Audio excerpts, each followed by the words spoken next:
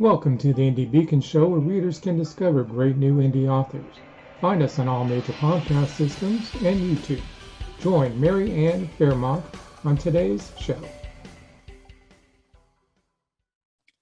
Welcome to the Indie Beacon Show, a show that is a part of the Authors Marketing Guild, an international organization that supports authors all over the world.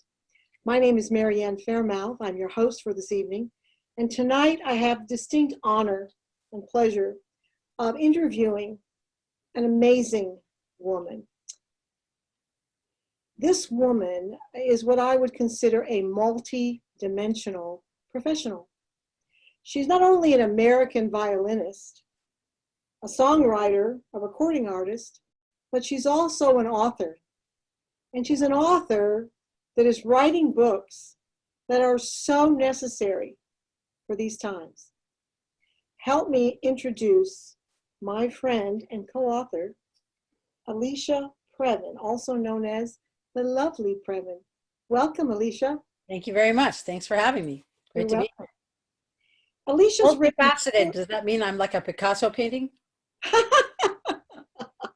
think so. I think so. You know. I think so. Picasso was creative. He did wonderful things. I think you're doing the same. Alicia's written 4 books for children. It's a series, and they have a wonderful message. They're about nature. And I think in these times when we're so surrounded with the digital world, especially our kids, behind the screen, out of the classroom, learning their studies now by the computer, Alicia's got a message about nature, about how nature is so nurturing and so has so much meaning and brings us so much positive mindfulness for our kids of today. Alicia, tell us a little bit about your books and what prompted you to write books like this. Thanks. Great question. Well, first of all, as you said, I'm a musician and I have been all my life. I learned to play the violin when I was a little kid, and then I slowly learned to play guitar to help write songs. So I worked with a master gardener, farmer, generations, and he just gave me a love for earthworms. And I thought, why not write a song about earthworms? It's different than a love song, but I love earthworms. So I just wrote, and I wrote everything in there about earthworms that a lot of people don't know. There's a lot about earthworms. Most people in general say, aren't those for fishing? Yeah, you put a worm on a hook when you want to catch a fish, but they're so much more than that. And I'm not being hyperbolic to say that there would be no civilization without earthworms. So I wrote this song and I sang it to my son for years, didn't really do anything with it because what do you do with a song about earthworms? And then I met someone who wanted to help me produce it in his studio. And when we got done with it, he said, first of all, I realized I had enough information to write a book. And then I love to illustrate and draw, so I started to do the illustrations. And then he came up with an idea of doing a narration of the book. And we found some fun sound to know when the child should turn the page to help them learn to read. And so I created a book in 2009 called The Earthworm Book. And in the back, it always came with a CD. So you could get the narration by me, you get the page turning sounds, and you get the actual song, the Earthworm song. And that's the music that's behind the narration, which is very good. And then something called Do the Earthworm Wiggle to get your wiggles out, which is what it means to do that. And, I've even gone to parties. I've done parties. I've given everybody little hand puppet earthworms. We've done the wiggles, and it's really fun. Have you ever had a party where they did worms and dirt as the dessert? It's gummy worms with ground up Oreos. Looks really good. So that's how it started. So I came out with that. And then I met somebody who works with the Native Americans with the desert situation that we have here in the California and Arizona deserts. And he told me that even though you're putting solar over millions of acres of the desert, first of all, you're having to scrape the beautiful flora and fauna of the desert away, relocate the animals to put this electricity source, and yet where we really need it is on our rooftops. And it gave me a funny idea that our future engineers, the children are our future engineers. That isn't really truly sustainable in my eyes. If it's creating solar energy, fine, but if it's harming something that we don't see, that's not so fine. And there's got to be a better way. There's no such real thing as free energy. It's great if you can get solar on your own rooftop over your own business. So I wrote this book about the animals getting together. I had to learn about the desert animals and all this stuff. And And then it's kind of mixed media because I took my photographer friend out to the desert who took photographs of areas that I had in my mind for the illustrations. And then I learned how to draw these very unique animals like a chuckwalla or a kit fox or a jackrabbit or a horned toad. And I put them into the photographs using Photoshop so it looks like they're in the actual desert, so the children can get the beauty of the actual desert as well as entertainment and fun from the animals I drew. And then I got commissioned by a man who makes wonderful products for farming and gardening that totally bring the life back into the soil. He asked me, boy, I wish I knew someone that could write a book about bees for children. Hello, yeah, I'd love to. So I mostly use photographs I found on the internet, but I posterized them and I kept the bees normal so they look like they're popping out. And I talk about all the different things. They're pollinators, and they're not just scary people that sting you and make honey. They do so much more than we realize. They are so incredible. They communicate with each other, and their hive, the way they run their hive is so exquisite. So I did that, and there's always a practical application in each one of my books for the children. The Earthworm book, I teach you how to build your own worm box, so you can either take the vermicompost or worm castings as they're known and use them in your garden or on your plants, and it'll give life and lots of healthier soil. The desert book has how to save energy different ways, like putting a sweater on if it's cold rather than turning the heat on, or turning the tap off when you're brushing your teeth. And then the bee book, I give connections to this man that makes this wonderful stuff, and I talk about planting your own special wildflower seeds that are the ones that bring the pollinators, that they will be safe. Don't use Roundup or pesticides or anything. There's ways that each individual can help. And then back in 1979, I had written a fantasy book that really didn't go anywhere. It was a huge fantasy, and it was kind of interesting, this little girl who grows wings and gets swallowed by a fish and all kinds of things.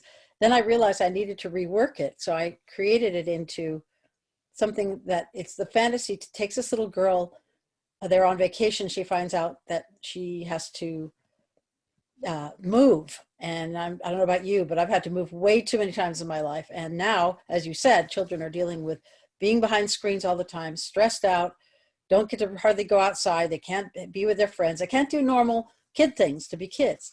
But this fantasy takes her off. She runs off all upset because she has to get a new school, a new friends, a new room, and pack it all up. And she goes through a fantasy that helps her find skills to cope. And so that's my latest book. It got a bestseller on Amazon. And, you know, I'm just relaunching it this year because last year we were all locked down, and I tried to do some virtual library for children where I read books every day. But it's, you know, it's a big task to get a book in front of lots of eyes. So that's why I appreciate what you're doing. It is. It is. Well, I think this is wonderful. I think that especially right now, Alicia, with the pandemic and so many of us dealing with so many changes, especially young children, are really having some challenges. And I think, you know, I've done a lot of studies and read a lot of books about even, you know, going out and barefoot, putting your feet in the dirt is so wonderful. Oh, yeah. We've got to do a little commercial break for our sponsors. So Okay. Let's hold this thought and we'll come right back. Thanks so much. To embrace your children's imagination, check out Diane Floyd Bame's books for kids. There's The Moonling Adventures, all about the animals in the Serengeti. And then there's Harry the Camel, learning to love yourself just the way you are. Then The Little Girl in the Moon. There's one about friendship, another one about the big ideas, which is an inspirational story. And then Tour Tycho Town, right there in Tycho Crater on the moon. All of Diane Floyd Bame's books are available at B4R Store. Lone Star Festival, a Texas-sized event. Meet authors, artists, and Texas musicians in the city of Seguin on May 29, 2021. Sponsored by Real Seguin, Coffee Shop, Authors Marketing Guild, B4R.store, and Dear Texas. Produced by Texas Authors Institute of History. Join us. Get your free tickets online at lonestar.book. Mary Ann Faremouth is a career consultant with 30 years experience in the national recruiting world. A multi-award winning author in multi-genres, and a speaker that gives presentations to help you succeed. Her book, Revolutionary Recruiting, made the top 20 global list of recruiting books. Find her on Amazon, your favorite bookstore, or at Faremouth.com.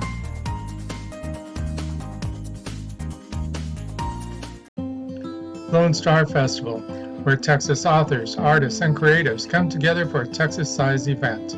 Join us on May 29, 2021 from 9 a.m. to 4 p.m. at the Seguin Coliseum, Seguin, Texas.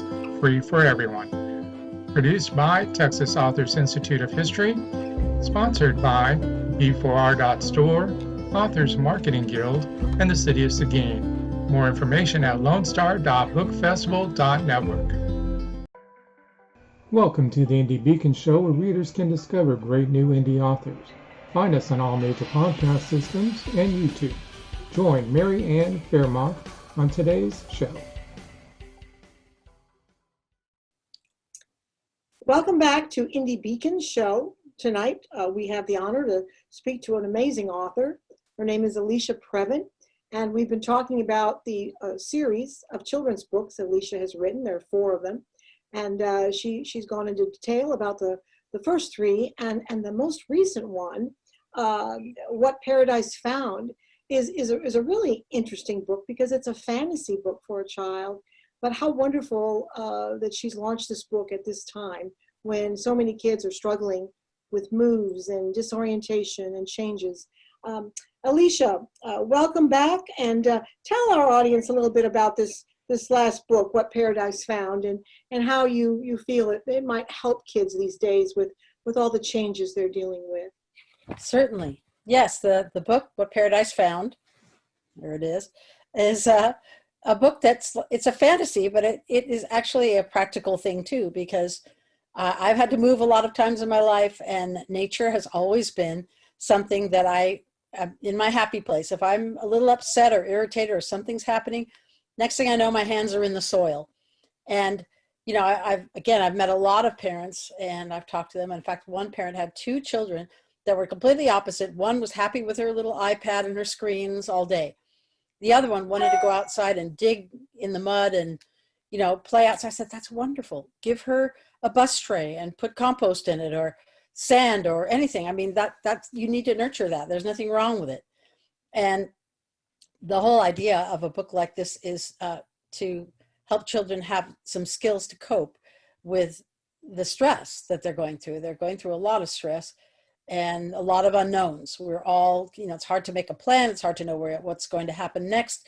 And things keep changing. We're open again, and then we're locked down again, and schools are going to open, and some did, and then they couldn't. And so it's really a lot to bear, even for parents and for regular people. It just a lot of bad things have been happening to people just trying to deal with this problem, not just financially, but mentally and emotionally. So you can imagine what it's like for a child. They need a lot of support. They need a lot of encouragement, and to know that they're in a safe place. So this is what happens. This young lady runs away when she finds out they have to move, trying to hide her tears, and rolls down this hill, and she ends up finding this boat with 2 oars just sitting there, and she gets in the boat, and then what happens to her is fantastic. She goes through all these amazing experiences and, you know, recollections and colors and fantasies of her own. Let me ask you, don't you think that with all the changes, that the one constant we all have, especially children, is nature? I remember when my father, you know, he's from Malta, from Europe, and when we would get sick, he'd say, go sit in the sun. And now they're saying the sun is all about vitamin D. So don't you think, too, that in some ways, Alicia, nature is our constant? And our kids can bask in that to maybe help with some of the anxiety and the changes? Absolutely agree. But the only problem is a lot of children, because of social media and because of screens and things like that, and TVs, that they're kind of divorced from it. They don't necessarily think of it that way. There are some children that are, but it depends on how you're raised. It depends on, partly it's nurture and nature. So some children just have that wonderful affinity with nature. They love to be outside. And yes, the sun, going outside in the sun, and, you know, they made us afraid of the sun, but we do need the sun for our vitamin D, and most people are lacking in it. But yeah, it's definitely something that, like you said, I learned a long time ago, it's good to walk barefoot on the earth, and it does ground you. It's like an electrical current that we have, and it helps to make you feel better. And also you get a connection to this planet, which sustains all of us in many ways. Yes, children need this. They really need to get in touch with nature to find out what soil is made of, where our food comes from, how does a plant have a flower and then it become a fruit. It does not become a fruit without a pollinator, without a bee, or some even bats or other creatures pollinate. So there's a lot that they can experience. It's good to have that foundation first. You're going to be on screens the rest of your life, so hold off with your children if you can, for as long as you can, and let them experience the tactile part of nature, whether you live by the ocean and they can experience the ocean and the beach, or whether it's the mountains and trees, or just growing a garden. That was my favorite thing when I was in 3rd grade, was growing a little garden at my school. And they had some chickens and there were worms and, you know, all kinds of things. But you grow something and you see the seed go in and you see what happens. Even if you just take the carrot top, like we all used to, and put a little saucer of water, and then pretty soon the greens grow up. Or you take a yam and you stick it in a jar of water and a whole vine grows out of it. What about the part of getting this into the schools, or working with the school systems to get the teachers to want these kids to pull away from the screen a little bit and go out into nature? I mean, are you doing, what kind of projects do you have on the board or on the horizon for future? Because this is such a necessary global mindset, important thing that you're doing. What kind of projects do you have in the future for this? Anything? Yes, there's always those projects. I've been doing it for years. I go into schools, I teach about worms. My favorite, that's one of my favorites. And bees, I use a slideshow. I've gone and done live bee removals, and I've filmed it so people could see. With the earthworms, it's the easiest one because you can bring that all into school. I've told the teachers, get the children to save the certain vegetable and fruit scraps from their lunches, and we're going to use that, and then get a bunch of newspaper, and they love it. You hand them newspaper and they get to tear it up in little shreds, and then you wet it and you make a worm box with them. Yeah, I teach them the song. We sing the earthworm song. I might read them the story or show them a slideshow, and then we all get to make a worm box together. And this is basic science. And That's teachers, the other cool thing know about, that teachers have the hardest time teaching science of all. but I think the other cool thing about what you do, Alicia, is that you are a musician. And it sounds like song and music is part of what you do. And there's songs that are in these books. And how cool that you're bringing all this together, because, you know, I think these are all part of this mindfulness thing we're dealing with right now. Is, you know, is music is a healing modality. You know, nature for sure is a healing modality. And if we can interrelate these different things, how cool is that? And I think that's kind of what you're doing, isn't it? It totally is. I mean, how did you learn your ABCs? You remember the song, right? Yeah. I mean, even my mom used to even sing all the different books of the Bible for all the different apostles. She had a song for. So music is the best way to learn something, and it's fun. And the music I come up with is catchy. I had one parent say that they put the Earthworm CD in their car when they were driving. Kids wanted to keep listening to it over and over again until they finally said I had to take the CD out of the car because I couldn't hear it anymore. But, you know, that's a good sign, you know, because they're going to take it in, they're going to learn it. And, you know, my music isn't cheesy kids music, like kind of a lot of it, I'm afraid, sounds to me. That's my opinion. But it's like my one about the tortoise. You can go, on my website, I have an actual page where I put each one of the songs that goes with each book too. So, and I know you're very well known for your electric violin. yes. I mean, and it sounds like you're an innovative person by nature. Electric violin, I mean, I've heard of electric guitar, but yes, electric violin sounds real innovative. And how did you come up with that? Well, it's a little more well-known than you probably think, but of course I've been in the music business all my life, and I've been sort of pioneering a lot of those kind of things. But of course there were electric violinists before me. But the thing is, if you play in a band with a loud drummer and bass player and electric guitar, if you're not amplified, no one's going to hear what you're doing. So my first electric violin I had was made by Fender. They only made a few of those, and it didn't have a great sound. It looked nice. And then I had one made. Came up with this idea of two hearts. So you have the heart like this, which is like this. And then the other heart is like the tail of it going down like that. So it's kind of a violin shape. But I had it made and it toured all over the world with me. And, you know, it was plexiglass. So it carried the electric sound really well. And over the years, I've tried there's lots of different brands of electric violins out there. And I found one I really, really like called the Realist. But it's because it sounds like the sweet tone of a violin, and yet it has the capacity to plug it into a pedal board, which you see guitarists use, where they can. And how many albums do you have? Do you have a lot of albums out there? I've played on a lot of albums, and I have a couple myself, but mainly I've spent my life playing with other people. I love playing with other people, and I wrote songs over the years, and I recently brought out a CD. I've got it here, but I brought out a CD of a lot of the songs that I did during the 80s and 90s when I was traveling around with bands. And the great thing about that is hey, I've got this song, I've got some time in the studio, can you come in and put some flesh on it, you know? So it's not just me and acoustic guitar or something. It's got violin, it's got horns, bass, guitar, everything. And so I really love it. And unless I had my own band, which is another huge commitment, if you're a musician and you have a band, you want to be able to pay them all or have them on a retainer and all that. And that's, you know, otherwise it's just everyone going in on it together and just loving it. And I've had people that have done it for me for virtually nothing too, Well, you're certainly a multidimensional professional, and it's exciting to meet someone with so many talents. And we're going to have to wrap up here for in just a second and come back. So let's take a little break right now for our sponsors, and we'll come back and talk some more with the lovely Alicia Previn. Thanks, Mary Ann. Thank you. Authors Marketing Guild, a membership-owned company where authors can learn how to better market and sell their books. Join us at authorsmarketingguild.com.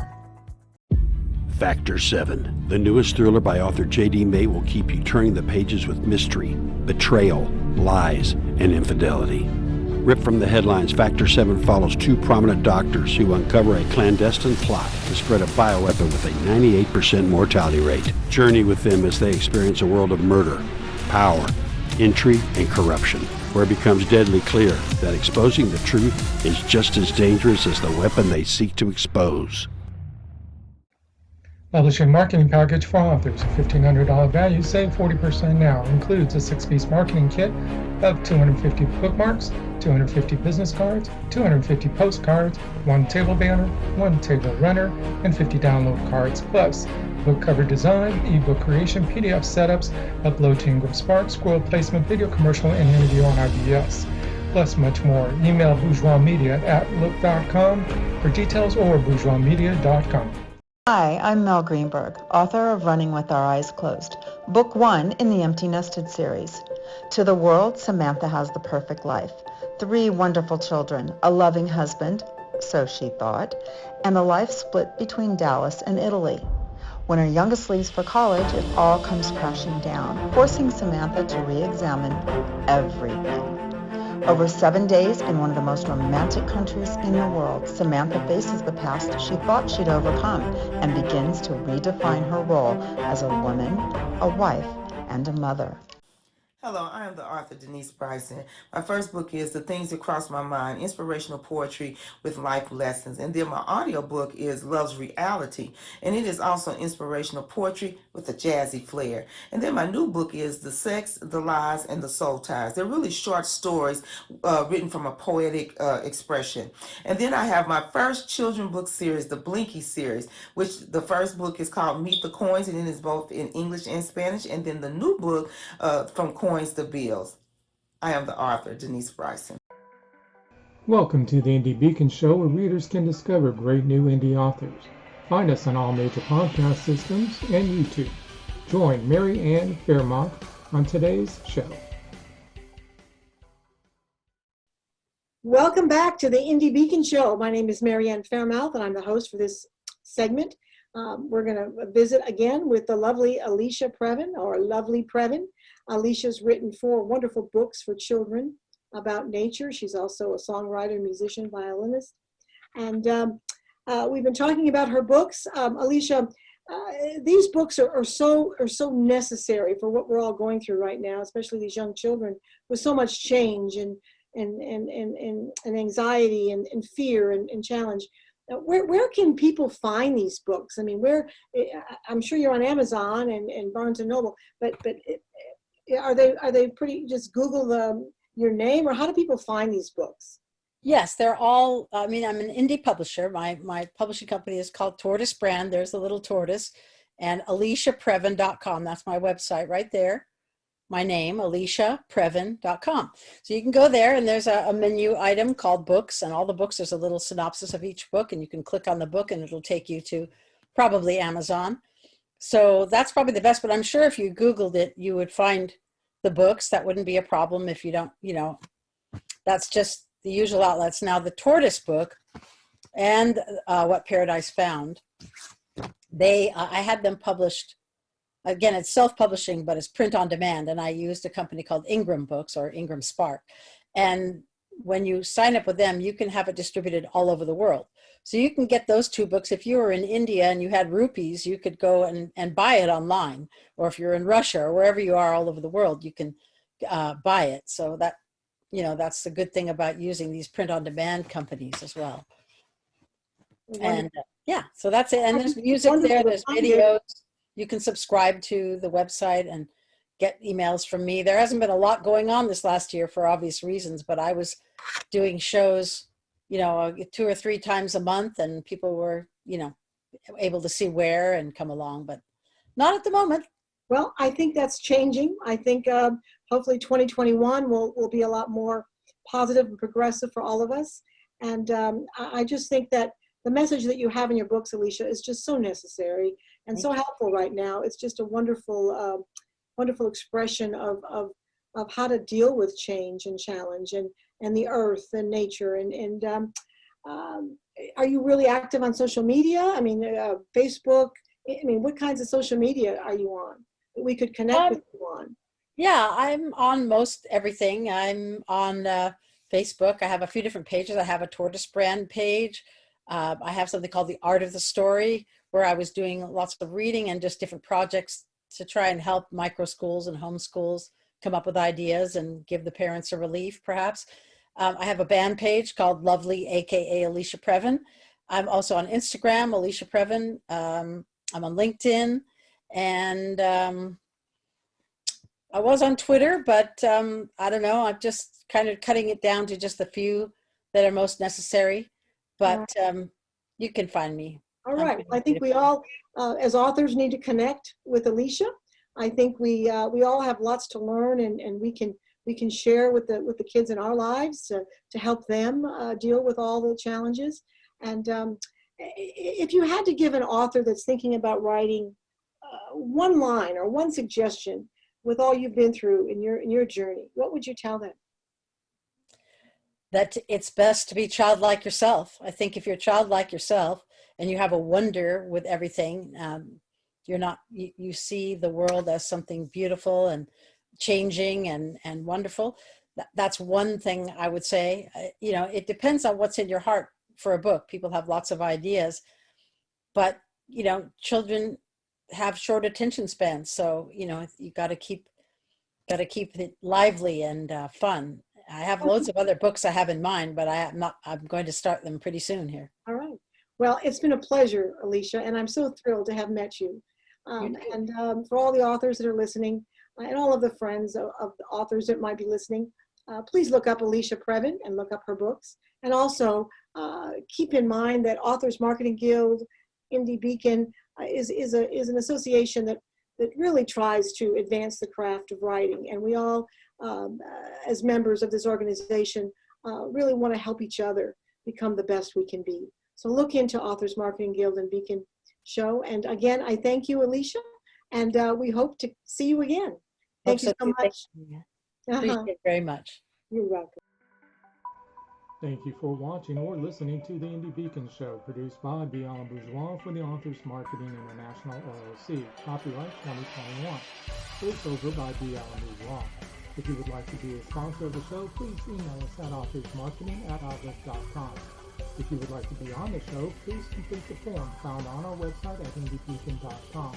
You may also watch previous year's shows on the website. Music is Frolic of Words, created for Indie Beacon